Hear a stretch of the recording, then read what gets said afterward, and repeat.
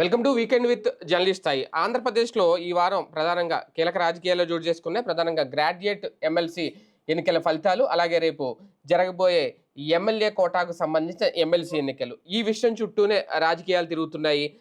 ప్రధానంగా కూటమి అభ్యర్థులు ఎవరికి ఈసారి అవకాశం రాబోతోంది అనేది, నాగబాబు గారి విషయంలో ఏం జరగబోతోంది, నాగబాబు గారు నామినేషన్ ఆల్రెడీ దాఖలు చేసేశారు. అలాగే జనసేన ఆవిర్భావ దినోత్సవం కూడా ఉంది. అధికారంలోకి వచ్చిన తర్వాత ఫస్ట్ టైం, వాస్తవానికి 10 ఏళ్ల తర్వాత ఇప్పుడు అధికారంలోకి వచ్చిన తర్వాత ఫస్ట్ టైం జరుపుకుంటున్న ఆవిర్భావ దినోత్సవ వేడుకలో పార్టీకి సంబంధించి ఎలాంటి దిశ నిర్దేశిస్తారు, అలాగే పవన్ కళ్యాణ్ గారు వ్యూహం ఏంటి, ఏం చెప్తారు భవిష్యత్తు కార్యాచరణకు సంబంధించి, అలాగే వివేక హత్య కేసుకు సంబంధించి మరొక కీలక ట్విస్ట్ ఏమైనా చూడబోతున్నావా, లేదు అంటే జగన్మోహన్ రెడ్డి గారికి వైసీపీలో కీలక నేతల మెడకు చుట్టుకునే కుట్ర ఏమన్నా జరుగుతుందా, ఇలా మరికొన్ని అంశాల మీద చర్చించే ప్రయత్నం చేద్దాం ఇవాళ వీకెండ్ విత్ జర్నలిస్ట్ స్థాయిలో.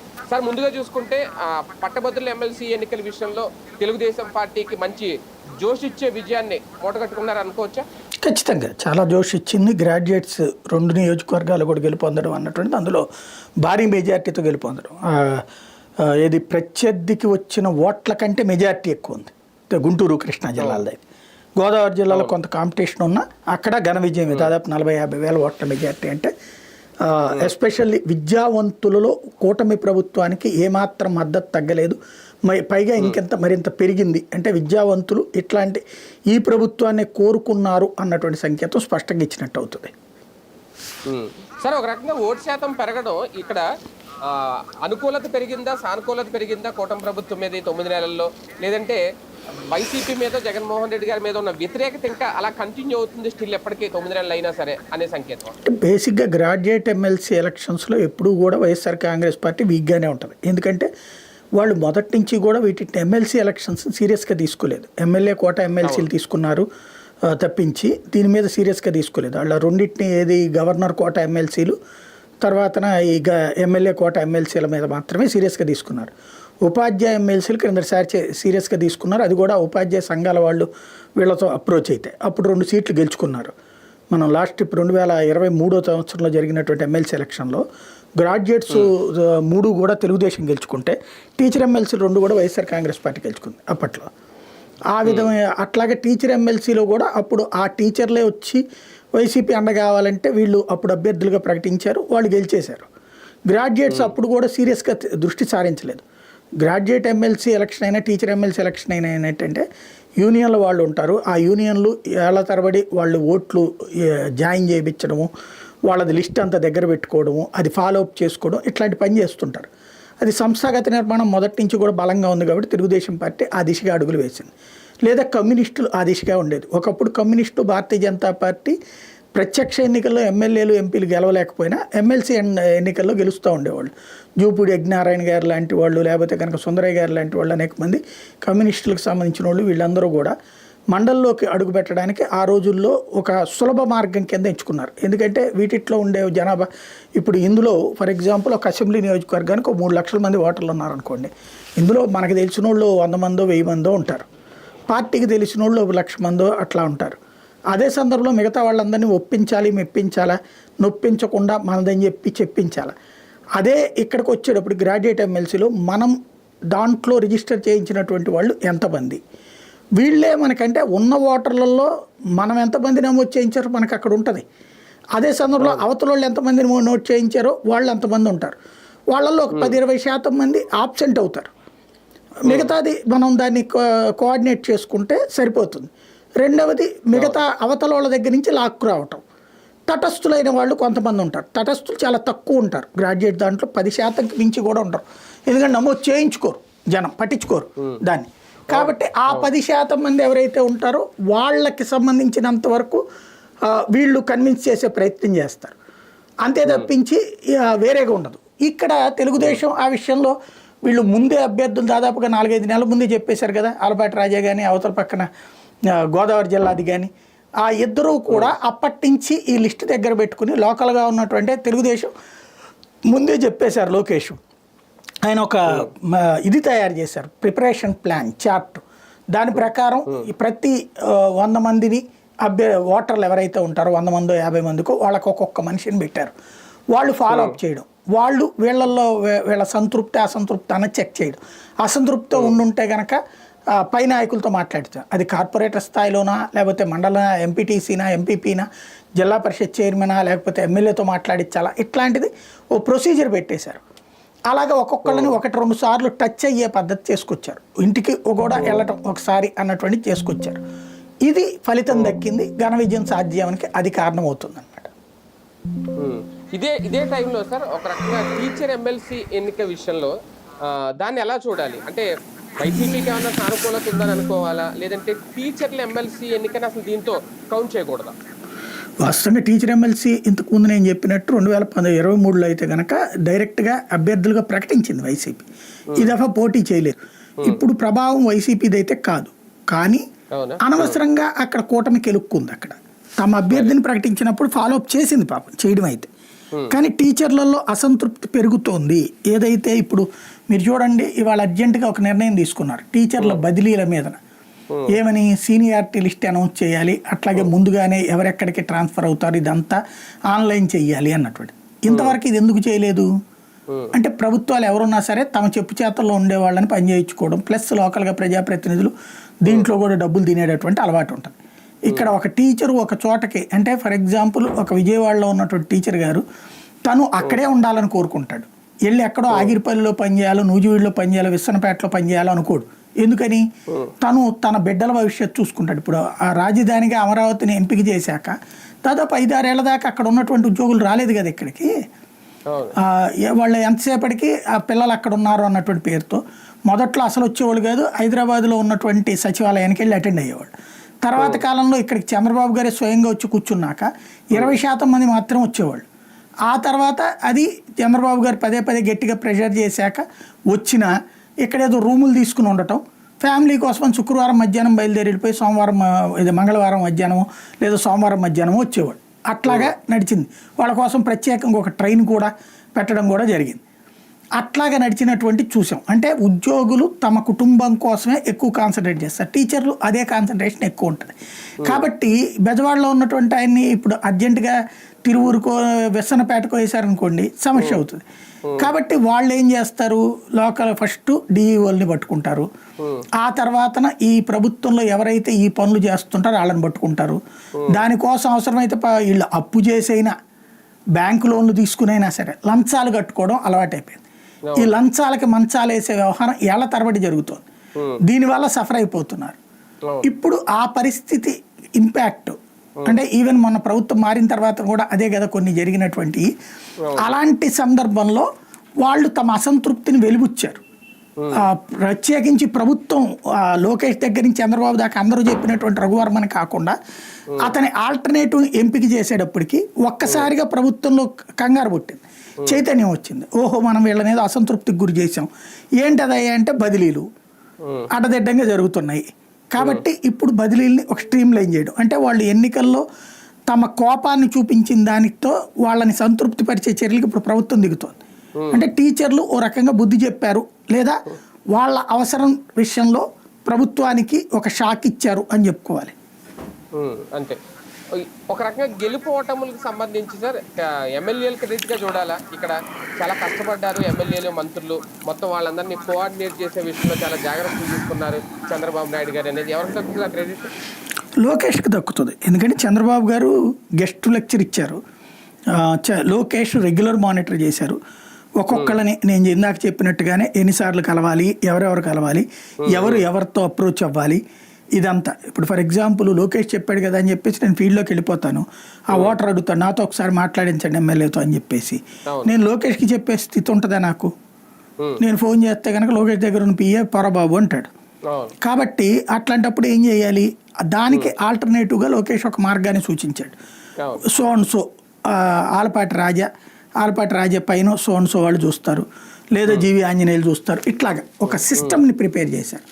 ఆ సిస్టంలో ఎమ్మెల్యేని ఫైనల్ చేశారు. అంటే నువ్వు కార్పొరేటర్ వెళ్ళాలా, కౌన్సిలర్ వెళ్ళాలా, వార్డు మెంబర్ వెళ్ళాలా, వీళ్ళ పైన వీళ్ళు వెళ్ళేటట్టు అన్నటువంటి ఒక సిస్టమ్ని, మెకానిజం తయారు చేశారు. ఆ మెకానిజంని వాళ్ళు వాడుకోవడానికి ఒక వెసులుబాటు లభించింది. లేయర్లు, లో లేయరు, పై లేయరు, ఆ పై లేయరు. అది అవతల వాళ్ళు సంతృప్తి పడడానికి ఉపయోగపడింది, అందుకని విజయం సాధ్యమైంది. ఇదంతా లోకేష్ ప్లానింగ్. సార్ ఒక రకంగా అధికారులు ఉంటేనే ఇలాంటి కోఆర్డినేషన్ సాధ్యం అవుతుందా? ఎందుకంటే గతంలో కూడా జగన్మోహన్ రెడ్డి గారికి అధికారులు ఉన్నప్పుడు 4-5 ఇన్ఛార్జీలు వేయడం, రీజనల్ కోఆర్డినేటర్ వేయడం ఇవన్నీ చేస్తుంటారు కదా. అధికారులు లేనప్పుడు కూడా జస్ట్ ఇది ఇప్పుడు మహా అయితే 4 జిల్లాల్లో జరిగిన ఎన్నికలు ప్రతిపక్షంలో ఉండి కూడా ఇలాంటి కోఆర్డినేషన్ చేసి వైసీపీ అభ్యర్థిని నిలబెట్టడం అనేది సాధ్యం అవుతా? చేయలేరా? ఇక్కడ నేను ఇందాకనే చెప్పాను కదా, వీళ్ళకి కొన్ని నిర్లక్ష్యం వైసీపీ. అందులో వాళ్ళు మొదటి నుంచి లేరు ఆ సిస్టంలో. బట్ వీళ్ళు ప్రతిపక్షంలో ఉన్నప్పుడు కూడా గెలిచారు కదా. ఇప్పుడు ఇదే తెలుగుదేశం ప్రతిపక్షంలో ఉన్నప్పుడు కూడా గెలిచింది కదా 3 సీట్లు. అదే సమయంలో భారతీయ జనతా పార్టీ గెలిచింది కదా ఒకప్పుడు మాధవ్. కాబట్టి ఇక్కడ ఏంటంటే ఎవరు కోఆర్డినేట్ చేసుకోగలుగుతారో వాళ్ళు. ఇది ప్రతిపక్ష కొన్ని పార్టీలు చేయగలుగుతున్నాయి. ఇప్పుడు కూడా చూడండి, టీచర్ ఎమ్మెల్సీ గెలుపులో బీజేపీ కీలక పాత్ర. అక్కడ జనసేనను తెలుగుదేశం మద్దతు ఇచ్చిన రఘువర్మకు కాకుండా దామోదర్ నాయుడికి మద్దతు ఇచ్చింది బీజేపీ. అందుకనే అచ్చెన్నాయుడు గారు అబద్ధం చెప్పలేదు. అశ్వత్థామాత కుంజరహ తరహాలో కూటమి గెలిపించింది.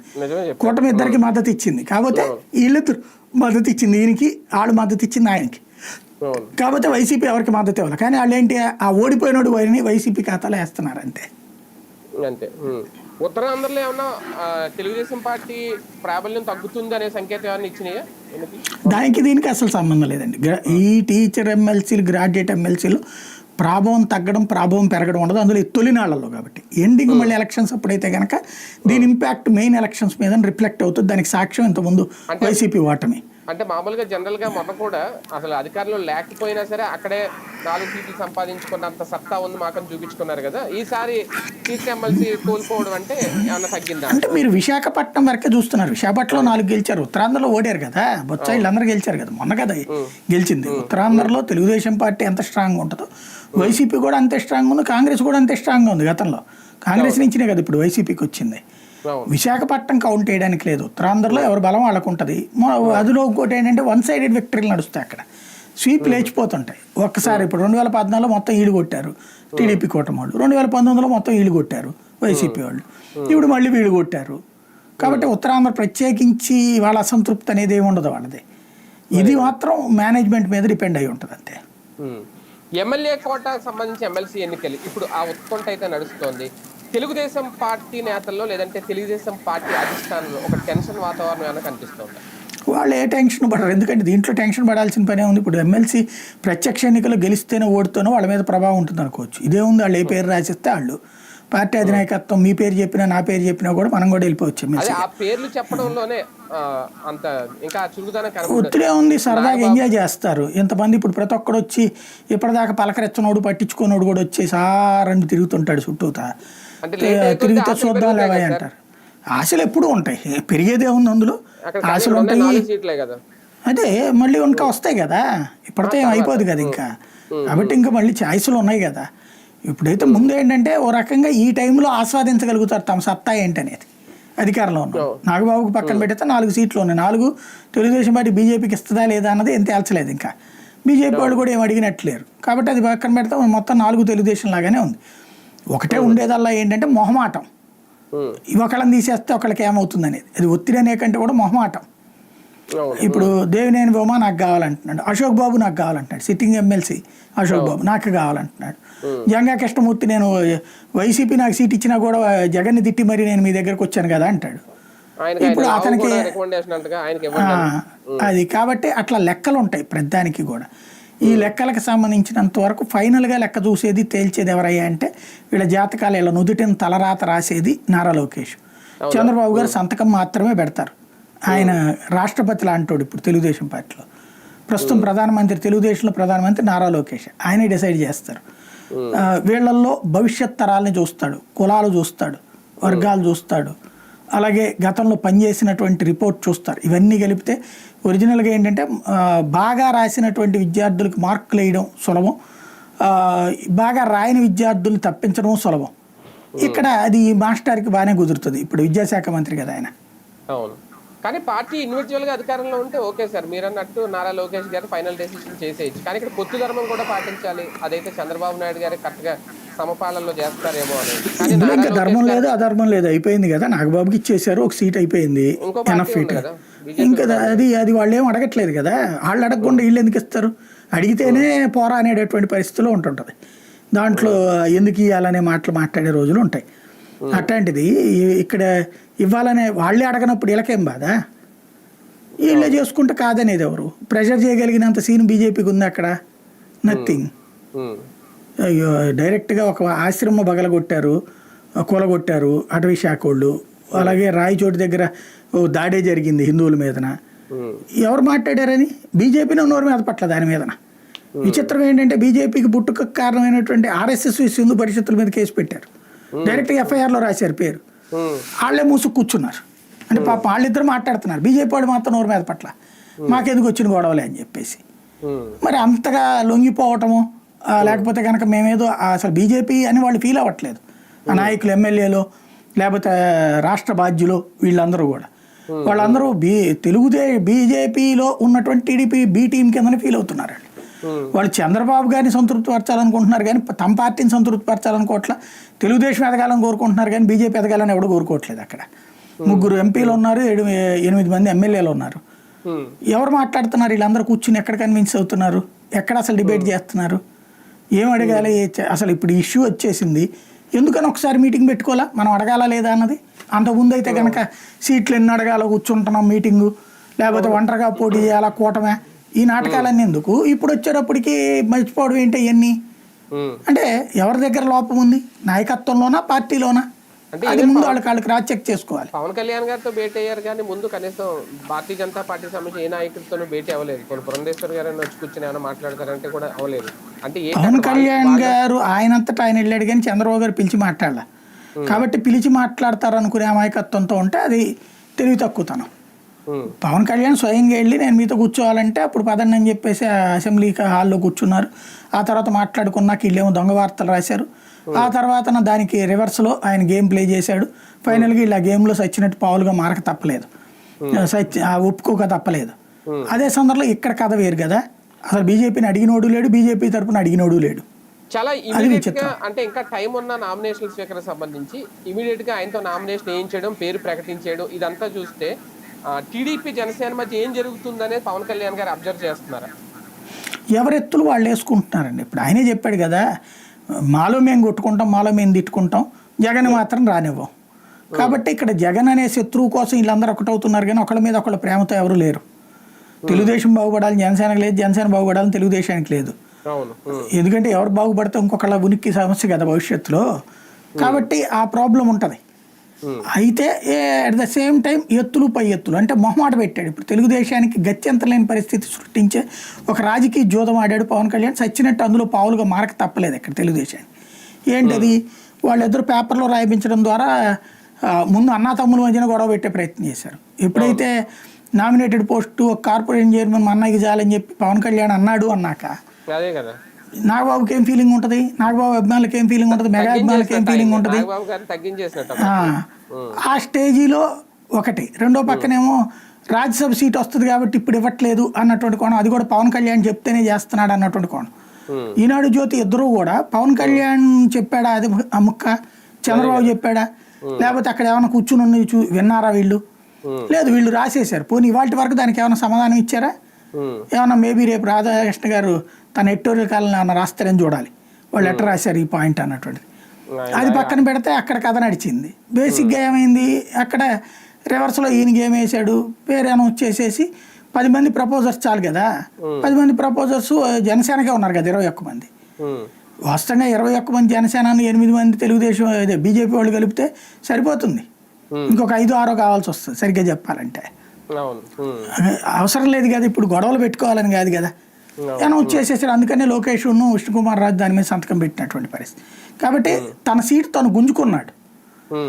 వాళ్ళకి ఇవ్వకుండా లాక్కోవాలి, దాని మీద కర్చీఫ్ వేసేయాలని వీళ్ళు ప్లాన్ చేశారు. కర్చీఫ్ తీసేసి తనకి ఇనప రాడ్డు గుచ్చేసాడు దాని మీద పవన్ కళ్యాణ్. అంతే తేడా. ఆయన ఎత్తుగడ, ఆయన వ్యూహాలతో ఆయన సిద్ధంగా ఉన్నారు. అంతే. నాగబాబు గారితో కోట అయిపోయినట్టేనా సార్? ఇంకా ఇందులో జనసేన కోట అయిపోయినట్టేనా? అంతే కదా, ఒకటి ఎమ్మెల్సీ అనుకున్నారు, ఇచ్చేశారు. మంత్రి పదవి కూడా ఇస్తారు, ఆ కోట క్లియర్ అయిపోతుంది. ఇంకా బీజేపీ కోటా ఉందా లేదా అనేది తేలాలంతే. బీజేపీ కోట మాత్రమే తెలియదు. ఇప్పుడు అంటే ఉగాది లోపు ఈయనకి మంత్రి పదవి ఇస్తారు అనేది కూడా అంటే అంత హడావుడిగా ఇప్పుడు అవుతుందా ఒకవేళ చేయాలని? ఉగాది రోజున ఇస్తారనుకుంటున్నాను నేను. ఉగాది లోపు కాకపోవచ్చు, ఉగాది రోజు ఇస్తారేమో అనుకుంటున్నాను. ఇవ్వదలుచుకుంటే ఆ రోజున ఇవ్వాలి. మళ్ళీ ఆర్కే గారు ఏం రాస్తారో చూడాలి. లోపు వద్దని మంత్రి పదవి వద్దన్నాడు, అన్నయ్యకి ఎమ్మెల్సీ చేస్తే చాలా అన్నాడు అని ఏమైనా చెప్తారని చూడాలి. అవును. ఆవిర్భావ దినోత్సవం స్టాండ్ ఏ విధంగా ఉండే అవకాశం ఉంటుంది సార్? నార్మల్ గానే అనుకోవాలా, లేదంటే ఈసారి అధికారంలో ఉన్నారు కాబట్టి ఒక కొత్త అజెండాతో ఏమన్నా ముందుకెళ్ళే ఆలోచన ఏమన్నా ఉంటుందా? కొత్త తరం ఏముంటుంది? బేసిక్గా ఇంత ముందు అయితే కనుక ఆయన అందరూ సీఎం అని కేకలేస్తుంటే, లేదా నేను మన దగ్గర అంత సీన్ ఉందా, మీరు అందరు గెలిపించగలరా, డబ్బులు ఉన్నాయా, అవన్నీ ఆయనే కదా మాట్లాడింది. కాబట్టి అప్పుడు లేని అప్పుడంటే కాంట్రవర్సీ, లేదంటే కనుక సెన్సేషనల్. ఇవాళ ఏముంటుంది? ఆల్రెడీ కూటమిలో ఉన్నారు. ఇప్పుడు చెప్పగలిగేది ఏముంది? నోట్ చేసుకోండి మీరు ఉపన్యాసాన్ని. ఆయన చెప్పబోయేది ఏంటంటే, మనం భవిష్యత్తులో జగన్ అనేవాడిని రానియం, 15 ఏళ్ళైనా రానియం.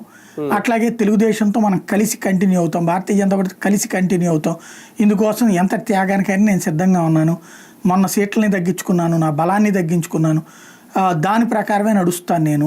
జగన్ అనేవాడు పాలకుడు కాకపోతే చాలు నాకు. అదే సమయంలో రాష్ట్రం పరంగా కూడా అప్పుడు ఆటోమేటిక్గా అభివృద్ధి చెందుతుంది.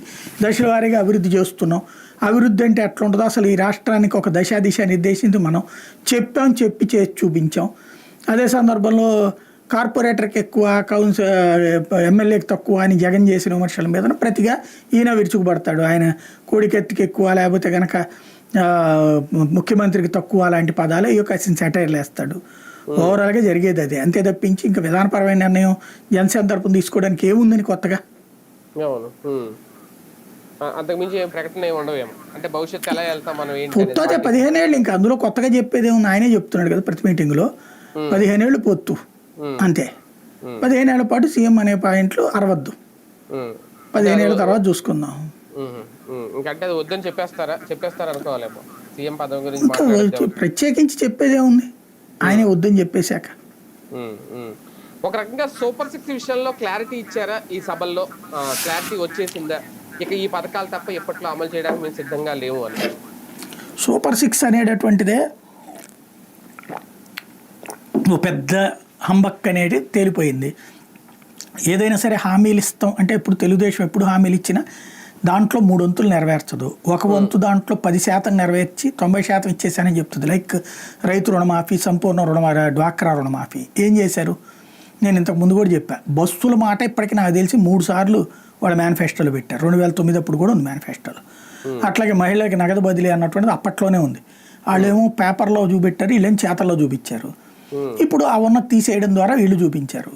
మహిళా సాధికారతకు సంబంధించి ఇప్పుడు ఇదే డ్వాక్రా మహిళలతో టీ స్టాల్ పెట్టించడం, కాఫీ స్టాల్ పెట్టించడం, లేకపోతే పచ్చళ్ళ సెంటర్లు పెట్టించడం, ఇట్లాంటి పనులు చేస్తారు తప్పించి వాళ్ళు వెల్ సెటిల్డ్ అయ్యేటటువంటి పని చెయ్యరు. ఎందుకంటే ఒక పేదోడు వెల్ సెటిల్డ్ అయితే కనుక పని చేయడానికి రాడు అన్నటువంటిది వ్యాపారవేత్తల ఫీలింగ్, పారిశ్రామికవేత్తల ఫీలింగ్.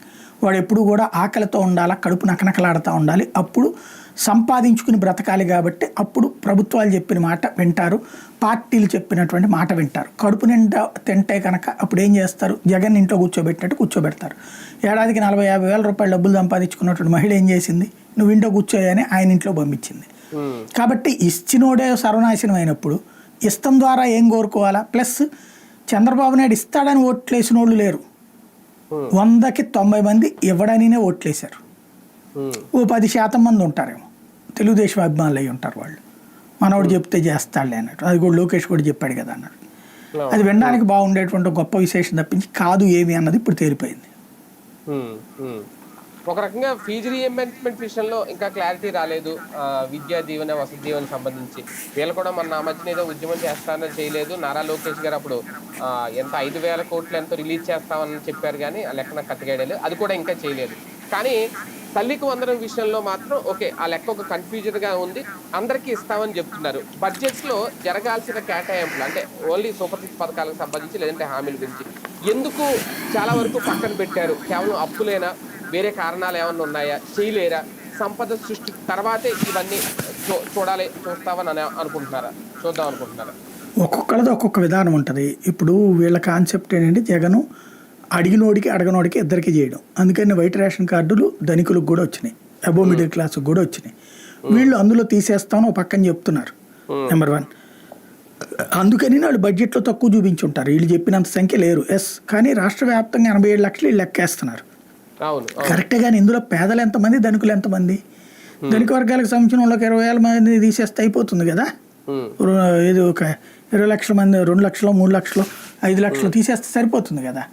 దానికి తగ్గట్టే వీళ్ళు లెక్కేసి ఉంటారు. నేను అనుకోవడం ఏంటంటే white ration card holders or income based లెక్క చూసుకున్నప్పుడు ఆ లెక్కను చూసుకుని ఉంటారు. వీళ్ళు టోటల్ పిల్లల్ని చూస్తున్నారు, అందులో అబో మిడిల్ క్లాసు, రిచ్ కూడా లెక్కేస్తారు కదా. వీళ్ళు అట్టా కాకుండా పేదలు, మధ్యతరగతి వరకు ఇస్తారనుకుంటా. అది మేబీ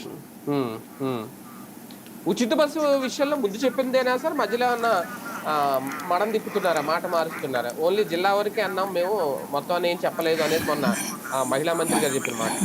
ఇందులో మాట మార్చారు. వాస్తవంగా చెప్పింది ఏంటంటే పల్లె వెలుగు బస్సుల్లో ఫ్రీ అన్నారు, కానీ జిల్లాలో మాత్రమే అని చెప్పలేదు. పల్లె వెలుగు బస్సుల్లో ఫ్రీ అన్నారు. పల్లె వెలుగు అంటే ఎక్స్ప్రెస్లు నాన్ స్టాప్కి లేకుండా ఇక్కడ పల్లె వెలుగు ఎక్కేసి, ఇప్పుడు ఫర్ ఎగ్జాంపుల్ విజయవాడ నుంచి గుంటూరుకి పల్లె వెలుగు ఉంటుంది, కానీ ఇప్పుడు జిల్లా అంటే విజయవాడలో వరకే తిరగాల, ఎన్టీఆర్ జిల్లా వరకే తిరగాల, మళ్ళీ కృష్ణా జిల్లా కుదరదు. అంటే ఓ పార్లమెంటరీ స్థాయి 7 అసెంబ్లీ స్థానాలు, దాంట్లో ఏముందన్న దాంట్లో చిన్నది. ఇంకోటి ఏంటంటే దాంట్లో ఈ 7 అసెంబ్లీ నియోజకవర్గాల పరిధి అంటే ఓ సిటీకి, దాన్ని ఏమంటారు, సిటీ బస్సుకి ఎక్కువ, మెట్రో బస్సుకి తక్కువ, అంతే. దాంట్లో అసలు ఆ బస్సులే ఉండి సాగుపోయి 100కి 90 ఉండవు, అందరూ ఆటోలు ఎక్కినే పోతారు, 7 సీటర్ ఆటోలు. కాబట్టి అదొక ఫెయిల్డ్ ప్రాజెక్టుగా మిగులుతుంది, జస్ట్ కాలక్షేపానికి. అది కూడా ఇప్పుడే కాదు కదా, వచ్చేడాది చూస్తారేమో, అది కూడా చూడాలి. ఈ బస్సులు ఫ్రీ అన్నది ఎప్పుడో స్కూల్ పిల్లలకి బస్సులు ఫ్రీ అన్నటువంటిది 98, 99 మేనిఫెస్టోలు అప్పుడు కూడా ఉన్నాయి, వెళ్ళాయి. ఇప్పుడు కొత్త కాదు, వాళ్ళు ఎప్పుడు హామీలు ఇస్తూనే ఉంటారు బస్సుల విషయంలో. కాకపోతే అమలు చేసిన వాళ్ళు దేశంలో కాంగ్రెస్ పార్టీ వాళ్ళే 2 రాష్ట్రాల్లో కూడా. కానీ అక్కడ చూసిన తర్వాత అట్లా చేసే ధైర్యం చాలట్లేదు వీళ్ళకి మేబీ. అవును, ఆ 2 రాష్ట్రాలు చూసాక భయపడ్డారేమో. విద్యా వ్యవస్థలో కొన్ని కీలక మార్పులు వస్తున్నాయా నారా లోకేష్ గారు వచ్చిన తర్వాత? అవి ఏమన్నా గమనిస్తున్నావా? అది మంచికేనా? బేసిక్గా విద్యా వ్యవస్థ మార్పులు అనేటటువంటిది ఎవరికి వాళ్ళు చేస్తారు, చేసేటప్పుడు మాదే గొప్ప అంటారు, ఆచరణలో ఫైనల్గా ఏమవుతుంది అనేది చూడాలి. ప్రస్తుతం ఇదివరకటి రోజుల్లో వాళ్ళు ఒక రకమైనటువంటి విద్యా సంస్థలు విలీనీకరణ పెట్టారు, వీళ్ళు ఇంకో రకం పెడుతున్నారు. వాళ్ళు టీచర్ ట్రాన్స్ఫర్లో ఒక రకం పెట్టారు, వీళ్ళు ఇంకో రకం పెడుతున్నారు. ఇవన్నీ ఇది గొప్పదని మనం సర్టిఫై చేయలేము. ఫైనల్గా ఆచరణలోకి వచ్చాక ఏది సక్సెస్ అవుతుంది అది ముఖ్యం. ఒకప్పుడు మన విద్యా వ్యవస్థకి వాళ్ళ విద్యా వ్యవస్థకి చాలా తేడా ఉంది. వాళ్ళ టెక్నాలజికల్ సర్కమ్స్టాన్సెస్కి అనుగుణంగా ఇప్పుడు కార్పొరేట్ విద్యా సంస్థలో ఏమేమి ఫెసిలిటీస్ ఉండాలో అవన్నీ ఇవ్వాలన్నటువంటిది జగన్ ప్రభుత్వం తీసుకున్నట్టు నిర్ణయం. వీళ్ళు అందులో ఎంతవరకు అమలు చేస్తారు, దాని ప్రకారం ఇప్పుడు ట్యాబులు తీసేశారు ఆల్రెడీ. ఇప్పుడు కాకపోతే 12th క్లాస్ వరకు భోజనాలు అంటున్నారు, ఒకటి ప్లస్ ఒకటి మైనస్. దీంట్లో ఎక్కువ మంది ఏది సాటిస్ఫై అవుతారు అన్నటువంటి దాని మీద ఫ్యూచర్ డిపెండ్ అయ్యి ఉంటుంది. అంటే బిల్డింగ్ అడ్మినిస్ట్రేషన్ ఈ మార్పులు అయితే జగన్ ఉన్నప్పుడు చూసాను సార్. ఇప్పుడు ఎడ్యుకేషన్ సంబంధించిన మార్పులు నారా లోకేష్ గారి పరిపాలన ఇప్పుడు కనిపిస్తున్నాయి. ఇప్పుడు ఆదర్శ పాఠశాలలు అవి పెంచుతాం అంటున్నారు. ఒకే బుక్ విధానం, ఇంతకుముందు అలాగా బ్యాగులు మోయకుండా ఒకే బుక్ విధానం తీసుకొస్తాం అంటున్నారు. ఒకే క్లాసు ఒకే టీచర్, ఇలాగా రకరకాల విధానం. అంటే ఇవి క్లియర్గా ఇందులో కనిపిస్తున్నాయి ఎడ్యుకేషన్లో వస్తున్న మార్పులు. అంటే అప్పుడు కనిపించినవి అయితే ఇప్పుడు కనిపించట్లేదు, నాడు నేడు ఇలాంటివి చూసుకుంటే. ఇది విద్యా వ్యవస్థకి ఒక రకంగా డెవలప్ అవుతుందని అనుకోవాలా, కొన్ని విషయాల్లో వెనకబడుతుందని అనుకోవాలా, లేదంటే ఇంకా ప్రభుత్వ విద్యా వ్యవస్థ ఇలాగే ఉంటుందని అనుకోవాలా? ఇప్పుడు ప్రభుత్వాలు మారినప్పుడు విధానాలు మారుతుంటాయి. అప్పట్లో జన్మభూమి పేరుతో ఏ స్కూల్ కట్టించారు వాళ్ళు. ఆ తర్వాత రాజశేఖర్ రెడ్డి వచ్చాక కూడా డబ్బులు మీరు కడితే కనుక స్కూల్కి మీ పేరే పెడతామని ఇన్ని లక్షలు అని చెప్పి అనౌన్స్ చేశాడు. కాకపోతే అదేది మొత్తం మీద మండలం మీదనో లేకపోతే నియోజకవర్గానికి ఒకటి అయితే కూడా గొప్ప విశేషం. అట్లా కాకుండా జగన్ ఏం చేశాడు, అన్ని స్కూళ్ళని అని చెప్పాడు. దాదాపు 15,500 స్కూల్లో ఏమో డెవలప్ చేసుకొచ్చాడు నాడు నేడు కింద. ఇంకా మిగతాది సెకండ్ ఫేజ్లో అండర్ కన్స్ట్రక్షన్లో ఉండగా గవర్నమెంట్ దిగిపోయాడు. తనకు ఒక వెసులుబాటు ఉంటుంది. అదే సమయంలో మీరు చెప్పినట్టుగా ఆయా ప్రాంతాల్లో ఉన్నటువంటి విద్యార్థులను సంతృప్తి పరుస్తారు లేదా అన్నటువంటి కాలం డిసైడ్ చేయాలి. మనం సర్టిఫై చేయలేము ఇందులో. బేసిక్గా వచ్చేటప్పటికి ఏంటంటే జగన్ పాలసీ కార్పొరేట్ విద్యా సంస్థలకు ధీటుగా ఐబీ టెక్నాలజీ అయినా లేకపోతే కనుక ఆ బ్లాక్ బోర్డు సిస్టమ్ తీసేసి పెట్టడం ఇవన్నీ. లోకేష్ సిస్టమ్ ఏంటి, అదే ఉన్నటువంటి పౌరులు ఇబ్బంది కలగకుండా చూడటం అన్నటువంటి. ఈ రెండిట్లో ఏది వాస్తవం, ఎవరి టైంలో విద్య వచ్చింది ఎవరి టైంలో విద్య తగ్గింది అన్నటువంటి భవిష్యత్తు చెప్పాలి, కానీ ఇప్పటికిప్పుడు మనం జడ్జ్ చేయలేము దాంట్లో. సార్ మరో కీలక అంశం రేపు ఉగాది నుంచి ప్రారంభించబోతున్నాం. అది కూడా పీపీపీ విధానం, పబ్లిక్ ప్రైవేట్ పార్ట్నర్షిప్ విధానం. అంటే ఓకే, అది ప్రారంభిస్తామంటున్నారు. ఆల్రెడీ ఈ అసెంబ్లీ సమావేశాలు గమనిస్తే ప్రధానంగా ఆయన బీజేపీకి సంబంధించి ఆయన మంత్రి సత్యకుమార్ గారు, ఆయన 2 విషయాల్లో నేను అబ్జర్వ్ చేసింది. మన మెడికల్ కాలేజీల విషయంలో కూడా, అంటే 17 మెడికల్ కాలేజీలు పెండింగ్ ఉన్నట్టు పీపీపీ విధానంలో వాటికి పూర్తి చేస్తాం అన్నారు. అలాగే మొన్న రోడ్ల విషయంలో కూడా పీపీపీ విధానంలో వాటికి పూర్తి, అంటే ప్రతిదీ పీపీపీ విధానానికి వెళ్ళిపోబోతున్నాయా భవిష్యత్తులో పనులన్నీ అందులోనే అవుతాయా, అది ఎంతవరకు సాధ్యం అనేది కూడా ఒక మేజర్ ప్రశ్నలా ఉండిపోద్దా భవిష్యత్తులో, అవుతుందా? బేసిక్గా ప్రజల మీద భారాలు కానీ పీపీపీ అయితే నో ప్రాబ్లం అండి. ప్రజల మీద భారాలు అయితే ఆ తర్వాత ప్రజలు దాన్ని తిరస్కరిస్తారు, చేత్కరిస్తారు. లేదా కొన్ని విషయాల్లో పీపీపీ సిస్టమ్ బాగుంటుంది కూడా.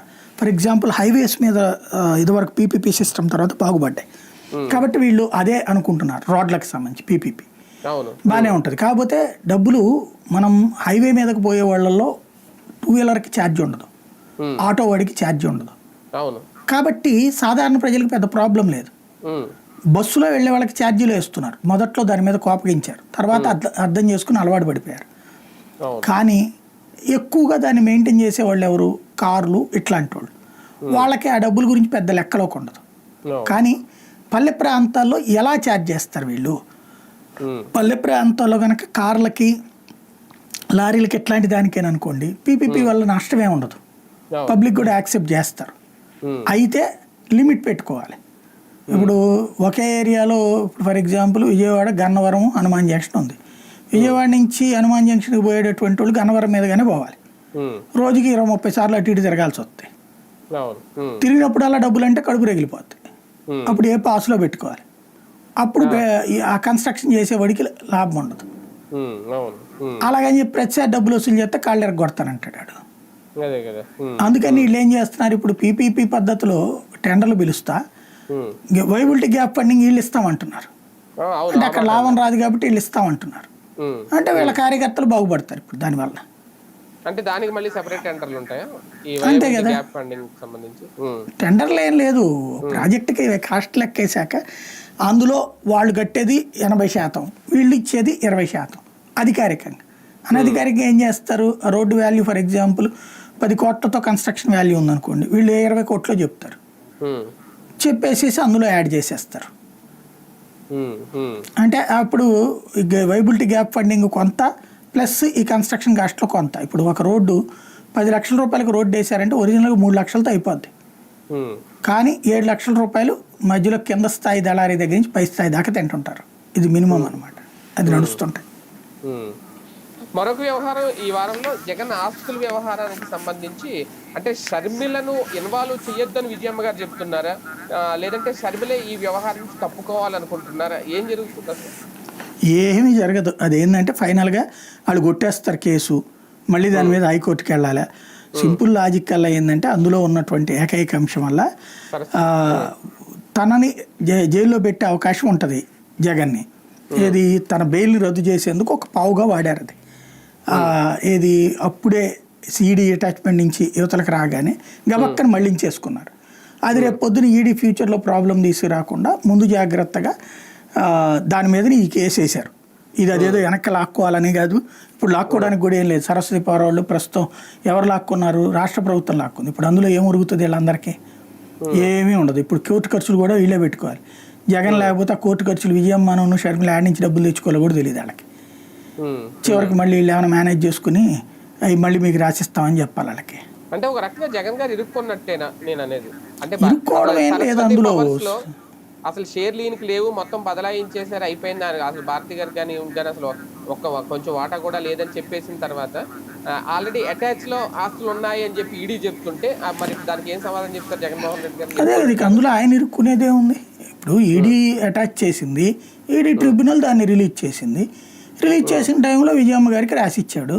విజయమ్మ దాన్ని షర్మిలకి ఇచ్చేసింది. తప్పు వాళ్ళిద్దరిది కానీ నాది కాదు కదా అంటున్నాడు. ఇప్పుడు అలా అనడం కోసమే ఇది పెట్టింది. ఇంక ఇందులో ఇరుక్కోవడం ఏముంది? అలా కాకుండా ఈడీ అటాచ్ చేసి ఉండగా సైలెంట్గా అమ్మేసి ఉంటే తప్పు అవుతుంది అది. కాబట్టి అక్కడ కోర్టులో రేపు పొద్దున్న సుప్రీంకోర్టులో లేదా సిబిఐ కోర్టులోనూ ప్రాబ్లం రాకుండా చూసుకుంటున్నాడు అంతే. కానీ ఈ వ్యవహారాన్ని ఉద్దేశించి అరెస్ట్ చేసేంత అవకాశం ఉంటుందా భవిష్యత్తులో? లైట్ అండి, అంత సీన్ ఏమి ఉండదు. జగన్ అరెస్ట్ చేసే ధైర్యం తెలుగుదేశం ప్రభుత్వం చేస్తుందని నేను అనుకోను. చేసి మళ్ళీ జగన్ని సీఎంగా చేస్తాను నేను అనుకోను. కానీ పోసాని అరెస్టు, వల్లభనేని వంశీ అరెస్టు, ఈ రెండు అరెస్టులు ఒకసారిగా వైసీపీని ఒక షేక్ చేసాయి. ఆ రెండు అరెస్టులు అంటే పోసాని అరెస్ట్ విధానం గురించి మాట్లాడుకుంటారు. అరెస్ట్ చేసి ఏముండదండి, అరెస్టుల్లో కొత్తగా షేక్ అయ్యేది ఏం లేదు. వాళ్ళని పట్టుకొస్తారు, ఓ పూట కాసేపు తిప్పుతారు, అవుతుంది. మొదటిసారి జరిగితే వామ్మో అంటారు, రెండోసారి జరిగితే వాయు అంటారు. రోజు జరుగుతున్నప్పుడు ఏంటి, వాళ్ళ మనవని పట్టుకెళ్ళినట్టున్నారా అనే లెక్కన ఉండిపోతారు. అంటే ఒకసారి అరెస్ట్ చేయడం, పట్టుకెళ్ళడం, జైల్లో పెట్టడం, తర్వాత విచారించడం ఎంతవరకు ఓకే. కానీ మొత్తం అటు రాయలసీమ నుంచి ఇటు ఉత్తరాంధ్ర వరకు తిప్పేస్తున్నారు ఆయన. మొత్తం అన్ని పోలీస్ స్టేషన్లు చూపించేస్తున్నారు మొత్తం. అది ఒక రకంగా వేరే వాళ్ళకి ఒక భయం పుట్టించిందా, రేపు పొద్దున్న నన్ను అరెస్ట్ చేసిన నా పరిస్థితి కూడా ఇదేనేమో అని? ఆల్రెడీ ప్రిపేర్డ్గానే ఉంటారు కదా. ఇప్పుడు వైసీపీ అధికారంలో ఉన్నప్పుడు వీళ్ళు అంతే తిప్పారు కదా. ఇప్పుడు రఘురామకృష్ణరాజు మీద ఒకేసారి బోల్డ్ చోట్ల కేసులు పెట్టలేదా? పెట్టారు కానీ వచ్చి పీటీ వారెంట్లు ఇచ్చి ఆ పోలీస్ స్టేషన్ తీసుకెళ్లి అక్కడ విచారణ చేసి అంత జరగలేదు కదా. అక్కడ పోలీస్ స్టేషన్ లో ఆ రోజులు పోలీసులు వీళ్ళ మాట వినేవాళ్ళు తక్కువ ఉన్నారు. ప్లస్ ఇంకోటి కోర్టుల ద్వారా వాళ్ళు అడ్డుకోగలిగారు. వీళ్ళ కోర్టుల ద్వారా అడ్డుకోవడం చేత అవట్లేదు. ఇప్పుడు రఘురామకృష్ణరాజు కేసులో కోర్టు ఇచ్చిన ఆదేశాలు, తీన్మార్ మల్లన్న కేసులో కోర్టు ఇచ్చిన ఆదేశాలు, రాహుల్ గాంధీ తర్వాత అతని పేరేంటి ఓవైసీ ఇట్లాంటి వాళ్ళు పెట్టిన కేసుల సందర్భంగా కంప్లైంట్లు అదే కోర్టులకు అప్రోచ్ అయినప్పుడు ఒక్కొక్కరి మీద అప్పుడు కూడా 20-30 కేసులు కదా, వాటికి సంబంధించి కోర్టులు ఇచ్చిన ఆదేశాలు, వాటన్నిటి తీసుకొచ్చి ఆ కాపీలన్నీ పెడితే ఇక్కడ అసలు సీనే ఉండదు ప్రాక్టికల్గా. కాకపోతే ఏంటంటే ప్రస్తుతానికి దబాయించేస్తున్నారు. ఆ దబాయింపు ద్వారా భయపెట్టేసి తమ హస్తగతం చేసుకోవాలనుకుంటున్నారు. అది కామన్ థింగ్ అనమాట ఇక్కడ.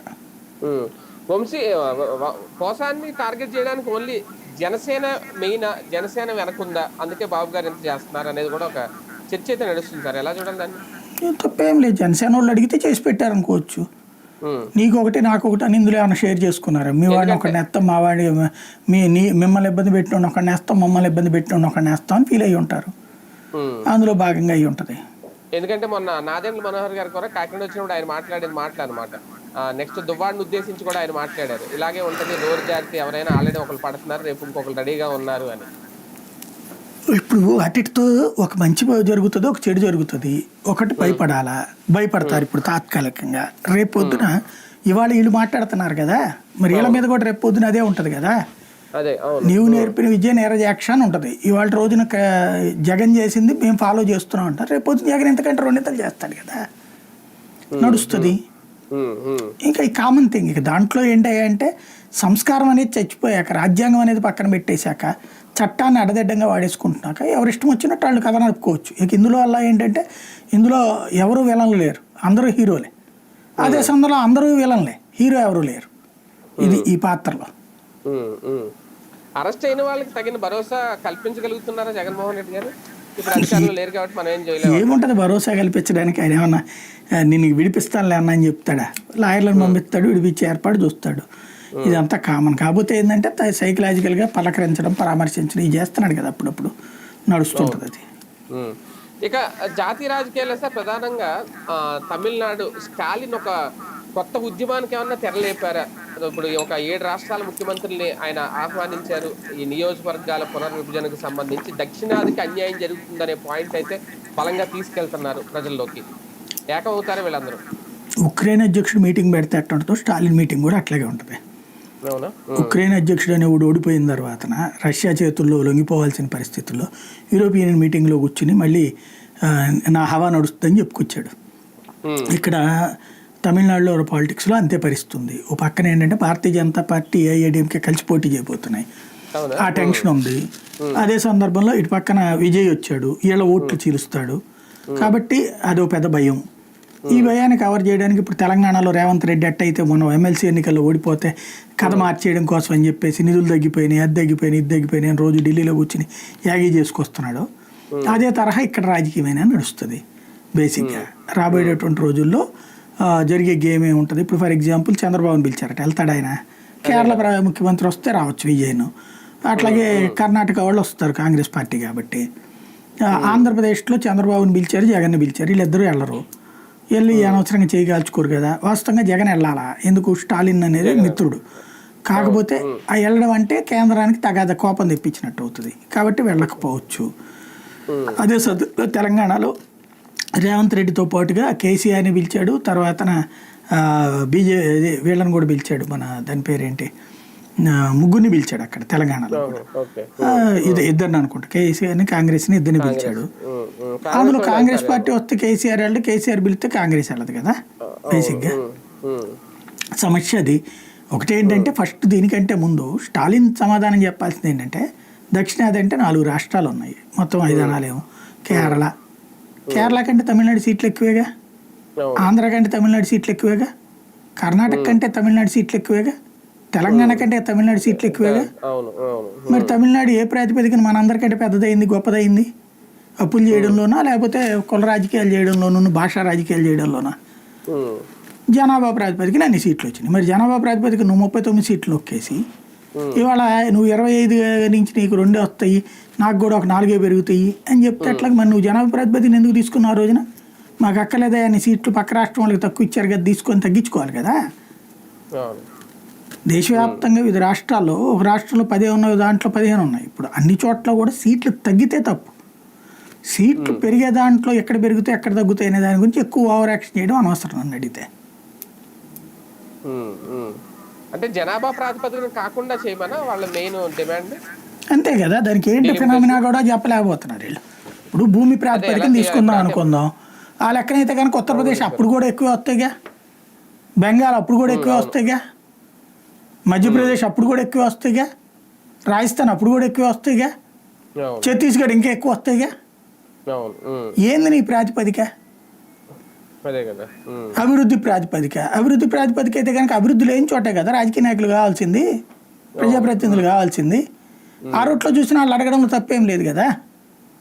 సో దక్షిణాదిగా మనకు సీట్లు తగ్గితే తప్ప అందాం కరెక్ట్గా. మనకుండే 25 కంటే తగ్గిందా నిలదీద్దాం,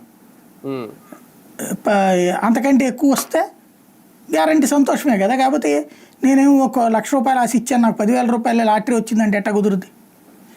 వెంటనే వీళ్ళు ఏమంటారంటే అబ్బాయి జనాభాలకు సంబంధించిన లెక్కల ప్రకారం ఇది మనం అందరం పాటించావు కదా, అందువల్ల ఏమైంది, నీ ఆస్తి 1 కోటి రూపాయలు సంపాదించుకున్నాడు, నీ 1 కొడుకే ఇస్తున్నావు, అంతే కదా. వాడు అక్కడ 5 కొడుకులకి ఇవ్వాల్సి వస్తుంది. అట్లాగే వనరులైన అంతే కదా, ఏం చేయాలి? వాడికి ఒకడే పుట్టాడు, ఇంకోడికి 4 పుట్టారు కాబట్టి అందరికీ సమానంగా ఇవ్వమంటే ఒప్పుకుంటాడు ఈయన? ఒప్పుకోడు కదా. కానీ ఈసారి డీలిమిటేషన్ అనేది కేంద్రంలో అంటే ప్రధానంగా మోడీకి, అమిత్ షాకి ఒక తలనొప్పి ఏమైనా కాబోతుందా రేపొద్దున్న నిజంగా వీళ్ళందరూ కలిస్తే? సహజం అండి, ఇది నొప్పి కాదు పాడు కాదు. కానీ ఇంతకుముందు చేశారు. మనకి ఇదివరకు విజయవాడలో కృష్ణా గుంటూరు జిల్లాల మధ్య తెనాలి అనే ఒక పార్లమెంట్ సీట్ ఉండేది. ఒకప్పుడు రోసే కూడా గెలిచాడు పార్లమెంట్ సీటు. మరి ఆ సీట్ తీసేశారే, మల్కాజ్గిరికి ఇచ్చారు కదా. అది అప్పట్లో సికింద్రాబాద్ ఉండేది, హైదరాబాద్ ఉండేది. అడిషనల్గా మల్కాజ్గిరి అని ఒక సీటు పెంచారు అక్కడ. ఆంధ్రాకు ఒక సీటు తగ్గింది. మరి దీనికి ఏం చేయాలి మనం? ఇప్పుడు తెలంగాణ మీద పోరాడాలా బేసిక్గా? కానీ ఆంధ్రాకి కూడా అవసరమే కదా సార్, ఆంధ్రాకి కూడా 3 సీట్లే పెరుగుతాయి అంటున్నారు. అవును కరెక్టే, నీ దగ్గర ఎంత ఉంటే అంత పెరుగుతుంది కానీ ఎక్స్ట్రా కాదు కదా. నాకు తెలిసి అయితే 40 దాకా పెరగాలి. జనాభా ప్రాతిపదికన లెక్కేసుకున్నప్పుడు ఏమైనా తగ్గుతుంది అని చూడాలి ఎంతవరకు. కానీ నువ్వు ఎంత చేసినా సరే ఎంత పిండికి అంత రొట్టె కదా, తగ్గకుండా చూస్తే కరెక్ట్గా సరిపోతుంది. ఖచ్చితంగా నార్త్ ఇండియా ఇంపాక్ట్ ఉంటుంది. అప్పుడు ఇంకా అయితే అప్పుడు ఏమవుతుందంటే ప్రెషరు జాతీయ స్థాయిలో మనం చక్రాలు తిప్పడానికి కుదరదు. అది అంతకు మించి ఏం లేదు సార్. ఇందులో ఒకటి అంటే ఆఫ్లైన్లో జరుగుతున్న ప్రచారం భారతీయ జనతా పార్టీ ఏతర రాష్ట్రాల్లో మాత్రమే ఒక రకంగాను, లేదంటే వాళ్ళ హయాము వాళ్ళ అధికారంలో ఉన్నా, లేదంటే వాళ్ళ పక్షాల అధికారంలో ఉన్న ఒక రకంగా, అలాగే జనాభా ప్రాతిపదికన అలా ఏమైనా డిమాలినేషన్ చేయడం అనేది కుదురుతుందా అసలు? ఎట్లా చేస్తారు? ఏదో ముందేంటంటే నేను అనేది అసలు ప్రాతిపదిక ఏంటో ఈ రోజు వరకు అనౌన్స్ చేయాలి. జనాభా లెక్కలు తీయాలి ఫస్ట్, జనాభా లెక్కల తర్వాత వాళ్ళు ఒక ప్రాతిపదికను తేవాలి, అది ప్రజల ముందు చర్చ పెట్టాలి, ఆ తర్వాత అమలు చేయాలి. ఆలు లేదు చూలు లేదు అల్లుడి పేరు సోమలింగం అని ఇంతవరకు అదే జరగనప్పుడు ఇదేదో జరిగిపోతుందో నువ్వు ఎట్ట చెప్తున్నావు అసలు? ఎవడు చెప్తున్నాడు ఈ 3, 5 అనేది? బేసిక్గా వాడేం చెప్పట్లేదు కదా. మరి ఎలా అదే అట్లా ఊహల్లో చెప్పేసిన తర్వాత నువ్వు ఇంక అడిగేది ఏముంది అందులో? వాళ్ళ ప్రొసీజర్ బిగిన్ అయ్యాక కదా నువ్వు మాట్లాడాల్సిందే. ఇప్పుడు ఆ లెక్కనైతే ఏం చేయాలి? భూమి లెక్కన తీద్దామా పోనీ? ప్రాతిపదిక ఏం కావాలి? భూమి లెక్కన అడుగుదామా?